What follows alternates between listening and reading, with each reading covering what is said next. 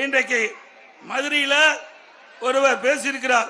பாரதிய ஜனதா கட்சியுடைய பொதுச் செயலாளர் பேசியிருக்கிறார். அவர் வேட்பாளர் இருக்கிறார். அவரை அடையாளம் காட்டுறதற்காக, அவர் பேர் ராம சீனிவாசன் பேரு, அவர் தன்னை அடையாளம் காட்டுறதற்காக என்னை பற்றி பேசி கட்சி பற்றி பேசுகிறார். 2024 இப்ப நடக்கிற நாடாளுமன்ற தேர்தலோட அதிமுக காணாத போதுமா? கண்டுபிடிச்சு கொடு நீ. ஏய், உன்னை போல எத்தனை பேரை பார்த்தவங்க அதிமுக. அதிமுக வரலாறு உனக்கு தெரியுமா? நான் உட்பட மேடையில் இருக்கிறவர்கள் அத்தனை பேரும் கிட்டத்தட்ட 50 ஆண்டு காலம் இந்த கட்சிக்கு உழைத்தவர்கள். உன்னை போல சொகுசு வாழ்க்கை நடத்துகிறவர்கள் அல்ல, இரவல் பாராமல் உழைக்கின்ற உழைப்பாளிகள். நாங்கள் உழைப்பை நம்பி கட்சி நடத்தி கொண்டிருக்கின்றோம். மக்களுக்கு சேவை செய்து மக்களை நம்பிக்கொண்டிருக்கின்றோம்.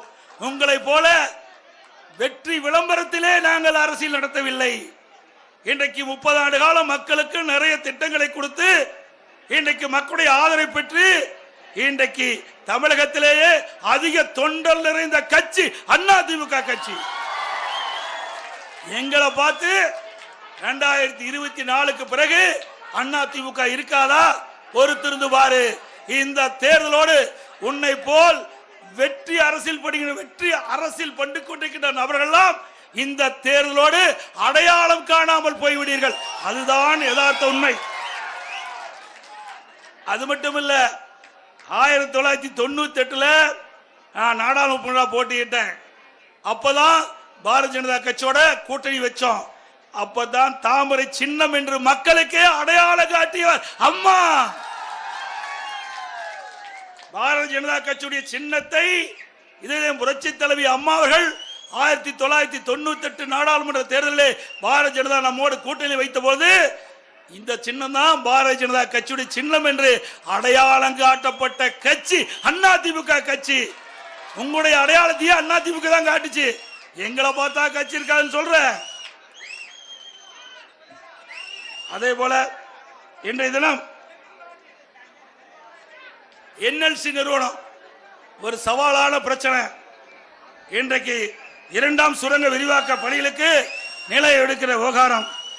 மத்தியில் ஆளுகின்ற பாரதிய ஜனதா கட்சி நேரடி கட்டுப்பாட்டுள்ள NLC நிறுவனம் ஆதரவாக விடியா திமுக அரசு விவசாயிகளை நியாயமான கோரிக்கை, உரிய இழப்பீடு, வேலைவாய்ப்பு, வாழ்வாதாரம், அப்பகுதி நிலங்களில் பணியாற்றும் விவசாய தொழிலாளர்கள் வாழ்வாதாரம் ஆகியவற்றை நிறைவேற்றாமல் விவசாயிகளை வஞ்சித்து வருகிறது.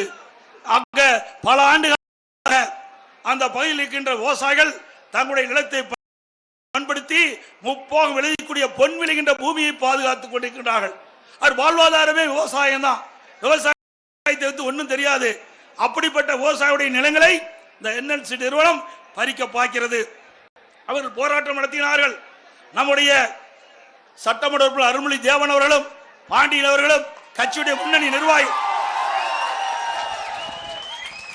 இன்றைக்கு அந்த நிலம் எடுக்கின்ற பொழுது அத்துமீறி அந்த விவசாயிகளுடைய நிலங்களை அங்கெல்லாம் விளையும் நிலம், அங்கு வேளாண் பெருமக்கள் அங்க பயிரிட்டு அந்த விளை நிலங்களை அவர்கள் அதை அளிக்கின்ற ஒரு காட்சி பார்த்து பொறுத்து கொள்ள முடியாம அதிமுக சார்பாக மிகப்பெரிய போராட்டத்தை அந்த விவசாய பெருமக்களுக்கு ஆதரவாக செஞ்சோம்.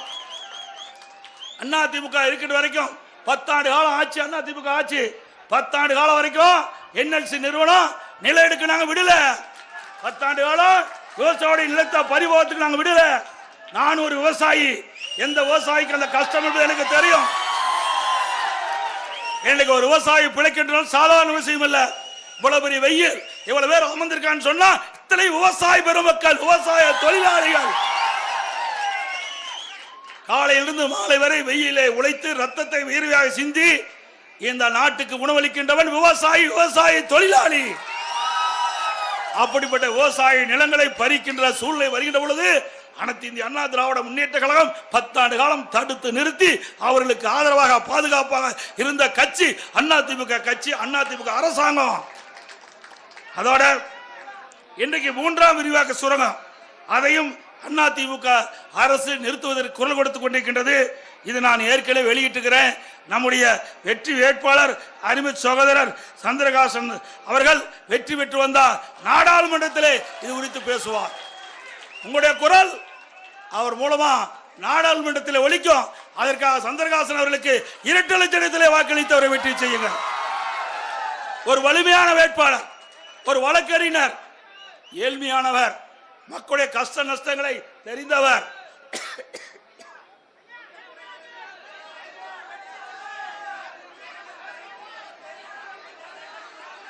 ஆக இப்படிப்பட்ட ஒருவர் வந்தா தான் நம்முடைய கஷ்ட நஷ்ட துன்பம் துயரம் வேதனைகள்லாம் நாடாளுமன்றத்தில் எடுத்து வைத்து அழுத்தம் கொடுத்து நாடாளுமன்றத்தில் அழுத்தத்தை கொடுத்து நம்முடைய பிரச்சனை தீர்க்க முடியும்.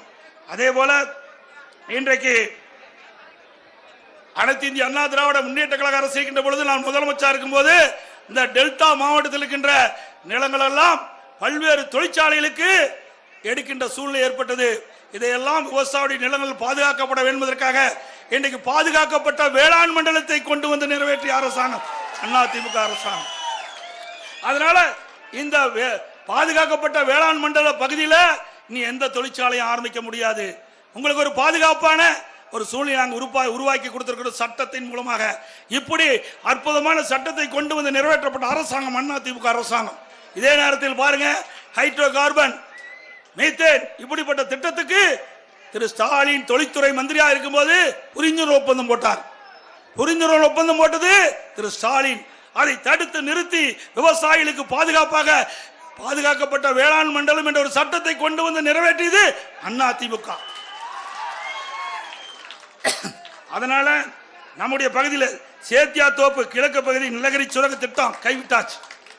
மைக்கேல்பட்டி நிலக்கரி சுரங்க திட்டம், இந்த 2 திட்டமும் பாதுகாக்கப்பட்ட வேளாண் மண்டலம் என்ற சட்டம் இல்லை என்றால் 2 இடத்திலையும் விவசாய நிலங்களை பிடுங்கி இந்த தொழிற்சாலை ஆரம்பிச்சிருப்பாங்க. இப்படிப்பட்ட திட்டத்தை எல்லாம் கொண்டு வரக்கூடாது என்பதற்காகத்தான் விவசாயிகளுக்கு பாதுகாப்பாக விவசாயிகளுடைய நிலங்கள் என்எல்சி நிறுவனத்தை போல தொழிற்சாலை ஆக்கிரமிப்பு கூடாது என்பதற்காக அதிமுக அரசு இந்த சட்டத்தை கொண்டு வந்து நிறைவேற்றி விவசாயிகளுக்கு பாதுகாப்பு அளித்தது அதிமுக அரசாங்கம். அதே போல என்எல்சி பங்கு விற்பனை செஞ்சாங்க. அம்மா ஆட்சி இருக்கும் போது 5% பங்குகளை அதிமுக அரசு வாங்கியது. அரசு வாங்கி தனியாருக்கு கொடுக்கல. ஏன்னா தனியாருக்கு கொடுத்தா அது தனியாருக்கு சொந்தமாகிவிடும். அதனால இன்றைக்கு பொது நிறுவனத்தில் இருக்கின்ற அந்த பங்குகளை மத்திய பொது நிறுவனத்தில் இருந்த அந்த பங்குகளை அதிமுக அரசாங்கமே வாங்கியது. அதே போல இங்க சேத்தியா தோப்புல ஒரு கூட்டுறவு சர்க்கரை ஆலை இருக்குது. அந்த கூட்டுறவு சர்க்கரை ஆலை பொன்மனச்செம்மல் புரட்சி தலைவர் எம்ஜிஆர் ஆட்சியில தொடங்கப்பட்டது.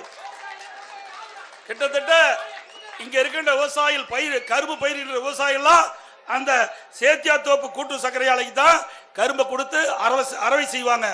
ஆனா இந்த விடியா திமுக அரசு வந்த பிறகு முறையா அரவை மேற்கொள்வதில்லை. இன்னும் டிசம்பர் 15ஆம் தேதி அரவையை துவக்க வேணும். ஆனா ஜனவரி மாசம் துவக்குறாங்க. மார்ச் 31க்குள்ள முடிக்க வேணும். அதிமுக ஆட்சி இருக்க வரைக்கும் ஒரு நாளைக்கு 2500 டன் கரும்பு அரவை மேற்கொண்டது. இதுவரைக்கும் திமுக அரசாங்கம் இந்த கூட்டுறவு சர்க்கரை ஆலைல 80,000 டன் கரும்பு தான் அரவை செஞ்சிருக்கிறாங்க. இன்றைக்கு அதிமுக ஆட்சி இருக்கும் போது 3 லட்சம் டன் கரும்பு அரவை செஞ்சிருக்கணும். டிசம்பர் 15ஆம் தேதி முறையாக கூட்டுறவு சர்க்கரை ஆலை திறக்கப்பட்டு இன்றைக்கு விவசாயிகளிடம் கரும்பை பெற்று அரவையை மேற்கொண்டிருந்தால் இதுவரை 3 லட்சம் டன் கரும்பை அரவை செஞ்சிருக்கலாம். அதெல்லாம் செய்யல.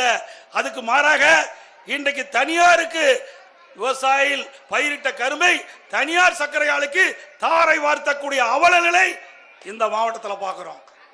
அதுவும் இங்க வேளாண்மை துறை அமைச்சர் இருக்கிறார். வேளாண் துறை அமைச்சருக்கு இந்த மாவட்டத்தில் விவசாயிகள் கூட்டுறவு சர்க்கரை ஆலைக்கு கரும்பு பதிவு செய்துவிட்டு அவருடைய நிலத்தில் விளைந்த கரும்புகளை தனியார் ஆலைக்கு கொடுக்க வேண்டும் என்று அரசாங்கமே சிபாரிசு செய்துள்ள அந்த கூட்டுறவு சர்க்கரை ஆலை எப்படி லாபத்தில் இயங்கும்? அதிமுக ஆட்சி இருக்க வரைக்கும் இந்த சர்க்கரை கூட்டுறவு சர்க்கரை ஆலை லாபத்தில் இயங்கிக் கொண்டிருந்தது. ஆனால் இப்பொழுது நஷ்டத்தில் இயங்குது. அது மட்டும் இல்ல, நாள் ஒன்றுக்கு 50,000 யூனிட் மின்சாரத்தை தயாரித்து ஆலை தேவைக்கு போக மீதிய வெளியில விற்பனை செஞ்சுட்டு இருந்தாங்க. இப்போ கரண்டையும் உற்பத்தி பண்ணல, மின்சாரத்தை உற்பத்தி செய்யல. அதற்கு பதிலாக இந்த ஆலைக்கு தேவைப்படுகின்ற மின்சாரத்தை வெளியிலிருந்து வாங்குறாங்க. அப்படி வாங்கும்போது இந்த ஆலை எப்படி லாபத்தில் ஓடும்? எவ்வளவு அநியாயம் நடக்குது என்பதை நீங்கள் எண்ணி பார்க்க வேண்டும். அது மட்டுமல்ல, நெல்லுக்கு திமுக ஆட்சி வந்த உடனே நெல்லுக்கு குவிண்டாலுக்கு 2500 ரூபாய் கொடுக்குறாங்களா விவசாயிகளுக்கு? ஆட்சிக்கு வந்து 3 வருஷம் ஆகி போச்சு. ஆட்சிக்கு வந்து 3 வருஷம் ஆச்சு. 3 வருஷம் ஆகியும் விவசாயிகள் பற்றி கவலைப்படல. 2021 தேர்தல் போது விவசாயிகளை மயக்கி கவர்ச்சிகரமா பேசி நாங்க ஆட்சிக்கு வந்த உடனே ஒரு குவிண்டாலுக்கு 2500 ரூபாய் நெல்லுக்கு விலை கொடுப்போம் என்று சொல்லி ஆசை வார்த்தை காட்டி வாக்குகளை பெற்று ஆட்சிக்கு வந்தவுடன் மறந்துவிட்ட கட்சி திமுக கட்சி, திமுக அரசாங்கம். அதோட கரும்பு